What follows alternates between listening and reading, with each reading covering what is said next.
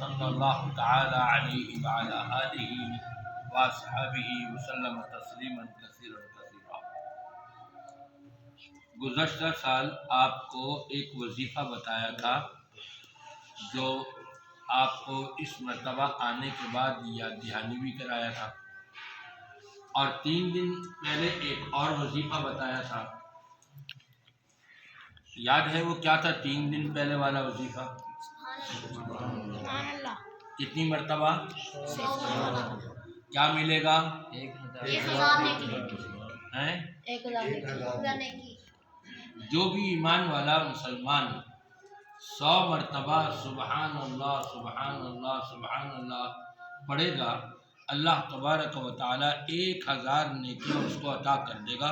2 minute کا وظیفہ تھا جو آپ کو 3 دن پہلے بتایا گیا تھا۔ تیسرا وظیفہ،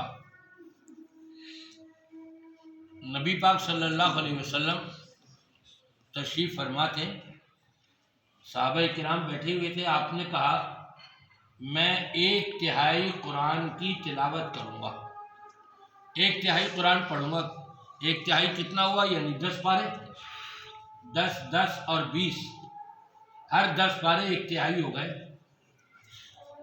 آپ نے پڑھا بھی اور پھر اٹھ کے گھر میں گئے، تھوڑی دیر میں پھر فوراً واپس آ گئے۔ صحابہ بیٹھے ہوئے سمجھے ہی نہیں وہ، آپ نے کہا تھا 1/3 قرآن پڑھوں گا۔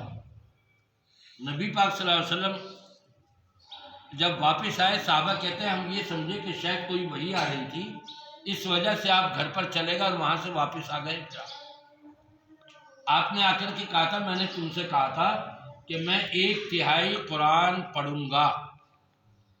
آپ نے وہ پڑھ کے پھر بتایا کہ میں نے تمہارے سامنے یہ پڑھا تھا، اعوذ باللہ من الشیطان الرجیم، بسم اللہ الرحمن الرحیم، قل هو اللہ احد اللہ الصمد لم یلد ولم یولد ولم یکن لہ کفوا احد۔ فرمایا جس شخص نے یہ 1 مرتبہ سورۃ الاخلاص کی تلاوت کر لی، گویا کہ اللہ کی طرف سے اس کو 1/3 قرآن پاک پڑھنے کا اجر و ثواب ملا ہے، یہ اس کے برابر ہے۔ اور پھر ایک روایت میں آپ نے یہ فرمایا کہ جو شخص 10 مرتبہ پڑھ لے اس کو، اللہ تبارک و تعالی جنت میں اس کے لیے ایک عظیم الشان محل تیار کرا دیتا ہے۔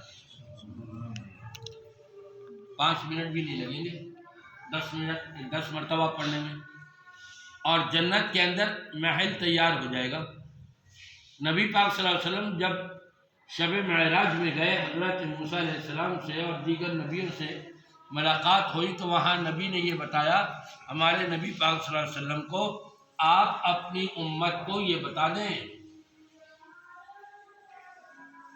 جنت جو ہے ایک میدان ہے، یہ اس کے اندر کھیتی باڑی کرنی ہے، سبزہ اگانے، درخت اگانے، تو تم سبحان اللہ پڑھا کرو۔ بعض روایت میں سبحان اللہ و بحمدہ، یہ الگ سے ایک وظیفہ ہے۔ رب کا ذکر ہوگا، 1 مرتبہ سبحان اللہ کہا اور ایک درخت جنت میں خود بخود لگ گیا۔ اور جنت کتنی بڑی ہے؟ یہ پوری دنیا کی زمین ایک جنتی کو جو جنت ملے گی اس کے مقابلے میں اس کی کوئی بڑائی ہے ہی نہیں، اس کی لمبائی اور چوڑائی اس کے مقابلے میں ایک ہے۔ اتنی بڑی جنت اللہ تعالیٰ ہر جنتی کو عطا کرے گا، اور درجات کے مطابق اور بھی بڑی ہے۔ حضرت عمر فاروق رضی اللہ تعالیٰ عنہ نے جب یہ سنا کہ 10 مرتبہ سورۃ الاخلاص کی تلاوت کر لی جائے تو جنت میں ایک محل لگ جائے گا، تو کہنے لگے اللہ کے رسول نے پھر تو ہم بہت پڑھیں گے، یہ بڑی کثرت سے پڑھیں گے سورۃ الاخلاص۔ آپ نے فرمایا للہ اطیب و اکثر، اللہ کی ذات تو بڑی پاکیزہ ہے، اس کے آگے کیا مشکل ہے، وہ تو بہت کچھ دینے والا ہے، پھر بھی کچھ کم نہیں ہوتا۔ ایک روایت کے مطابق اگر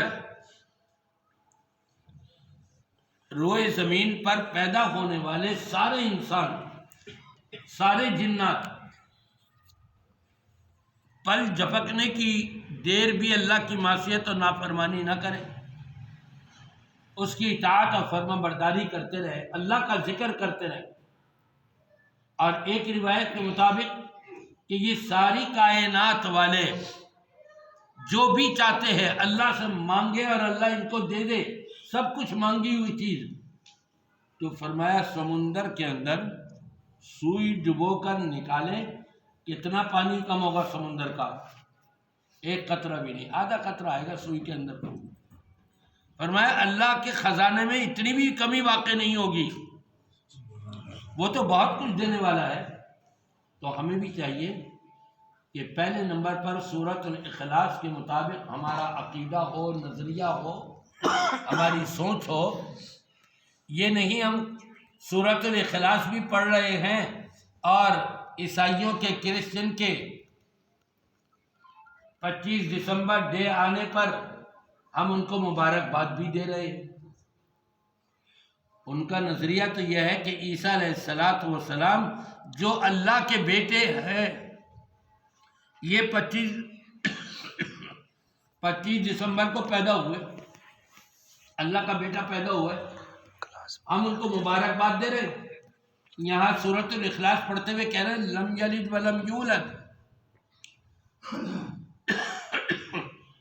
بیٹا پانی لاؤ، لینے گیا اس کا نہ کوئی بیٹا ہے، نہ کوئی اولاد ہے، نہ اس نے جنا اور نہ وہ جنا گیا۔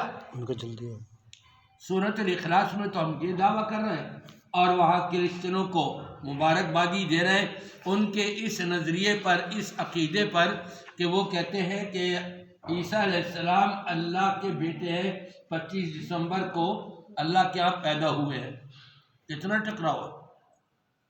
تو ہم نے غیر مسلموں کو ان کے مذہبی کسی بھی رسم و رواج کے اوپر ہم نے قطعی طور پہ مبارکبادی نہیں دینی، بلکہ مسلمان جو بدعات کر رہے ہیں، جس کا ثبوت قرآن پاک میں نہیں ہے، جو عمل اللہ نے نہیں بتایا، جو عمل رسول پاک صلی اللہ علیہ وسلم نے نہیں کیا، اور اس طرف توجہ بھی نہیں دلائی کہ یہ تم کرو، وہ عمل اگر کوئی مسلمان کر رہا ہے، مثال کے طور پہ میلاد النبی ہے،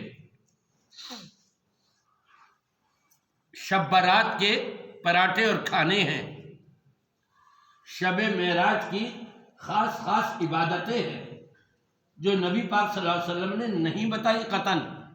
اب اگر کوئی کر رہا ہے تو ہم اس کو مبارکبادی دیں، بھائی ماشاءاللہ اللہ قبول کرے، آپ نے تو بڑا کھانا کھلایا اس موقع، اللہ مبارک کرے آپ کو۔ نہیں نہیں نہیں، جو بھی بدعات ہیں، خرافات ہیں، جو قرآن اور سنت سے ثابت نہیں ہے، اس کے اوپر اگر کوئی مسلمان کلمہ پڑھ لینے والا بھی عمل کر رہا ہے تو ہم نے اس کو شاباش نہیں دینی، ہم نے اس کا حوصلہ بلند نہیں کرنا، ہم نے اس کو مبارکبادی نہیں دینی، بلکہ اس کو سمجھانا ہے کہ بھائی اگر یہ عمل قرآن میں اور سنت میں ہے تو ہمیں بھی بتاؤ تاکہ ہم بھی کریں، اور اگر نہیں ہے تو ہم تو آپ سے یہ کہیں گے پھر آپ بھی چھوڑ دو۔